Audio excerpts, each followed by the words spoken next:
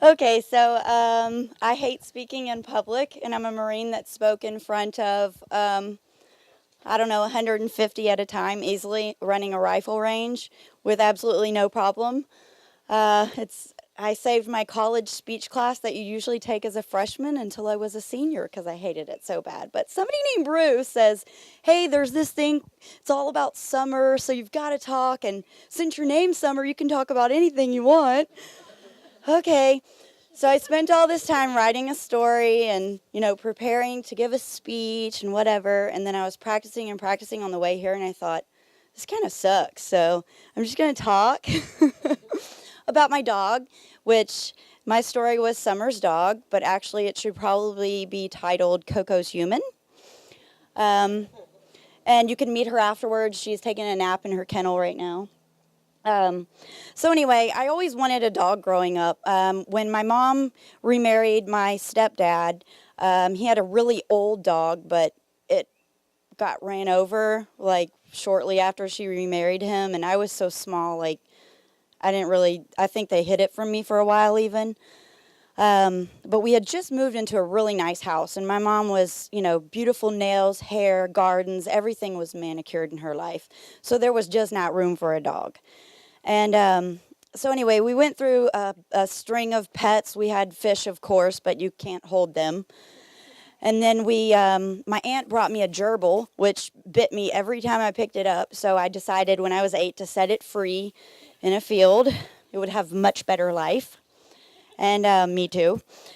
And then we got hamsters. They're a little slightly more cuddly looking than gerbils. And those were pretty great. I went through about 3 or 4 of them. I had one that was a teddy bear hamster. It was really cool. And but then I got one, and it snuck into my brother's hamster cage, and they had babies, and she ate them. I didn't want hamsters anymore. Then we got birds. They are really horrible pets for me because, well, they don't like to cuddle either. And they're quite messy. They like to throw stuff, and, they're better outside pets, I think, really.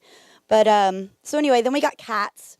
And my first cat, it was Gizmo. He would ride on my shoulders while I rode my bicycle, which was pretty awesome. So, that kind of really put off the me crying about getting a dog story because the cat was so cool. Well, I stood waiting for my carpool for school one morning, and the teenager down the street ran over my cat in front of me.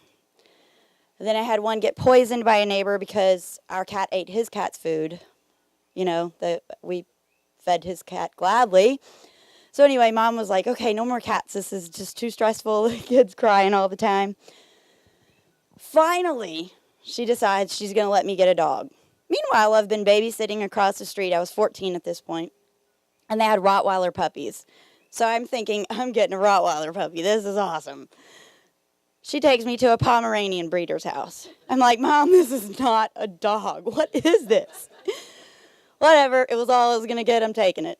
So I found the slowest, smallest one, and he was really sweet. And anyway, he slept at my feet. He never got mad when I kicked him off the end of the bed, in my sleep, whatever. But then it was pretty embarrassing when my 4-year-old neighbor with the Rottweiler asked me why I was walking my cat.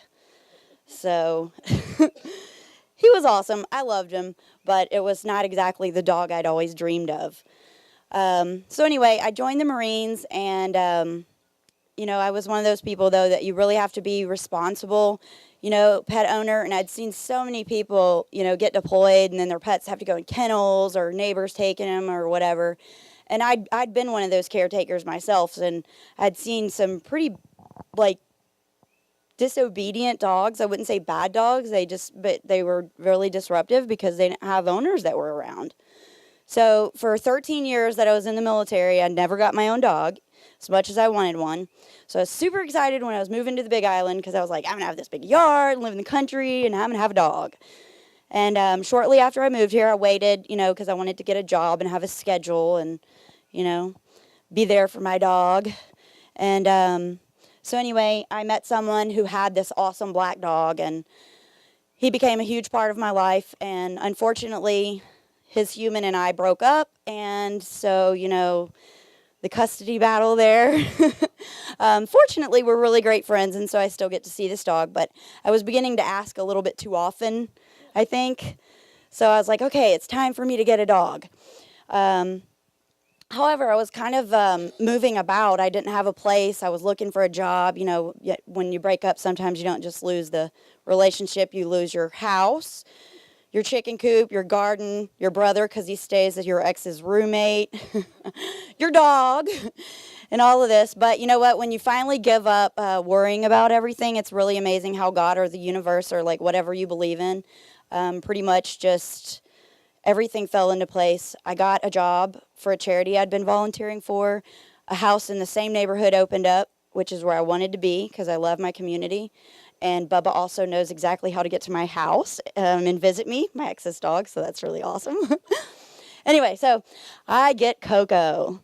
I was looking at the Humane Society website daily, and I see this little puppy. So I tell my friend, you know, let's go look at this puppy if it's still there next week. You know, this is a lifetime of planning going into this, right? And she was a lab shepherd mix. So anyway, she's still there on Saturday when we show up. And so I was super excited. I picked her up, held her, played with her, and I was like, that's it, I'm adopting her. And my best friend's like, don't you want to hold any other puppies? And I'm like, nope, this one's it. Lab shepherd, it's exactly what I always wanted. And at the time, I think I was also trying to replace Bubba, who was a lab. But I really wanted a big dog, a hiking buddy, you know, like that Rot I wanted when I was a kid. And anyway, so I get her and instantly fall in love with her, of course. She's the most cuddliest dog I've ever met. And you'll notice this theme throughout my story, cuddle, cuddle, cuddle. I'm 34. I still have a teddy bear. Now I have a real live teddy bear. But my friends and neighbors were kind of saying, Summer, you know, you really should break her of this sleeping in the bed habit because she's going to turn into a big dirty dog. And I'm like, I know, and I'm not going to let her sleep in my bed when she's big. You know, a couple weeks goes by, a couple more weeks goes by, but she's not really getting any bigger. So I'm a dork, and I ordered a doggy DNA test. And lo and behold, she's half dachshund. Thank God her legs are a little bit longer. I mean, I'm pretty short, but she can actually keep up on a hike, so this is good because that was, you know, pretty much like the main thing that I was looking at was like this hiking buddy dog. Anyway, and a lot of terrier. So Coco is not the perfect dog, though. She has made my yard into a minefield. I have fallen off of my stairs chasing her. That hurt. She's been extremely tough to housebreak. I thought we were almost there. We'd made it a week, and she's decided that since I go in the bathroom, she should too. And yeah, really challenging.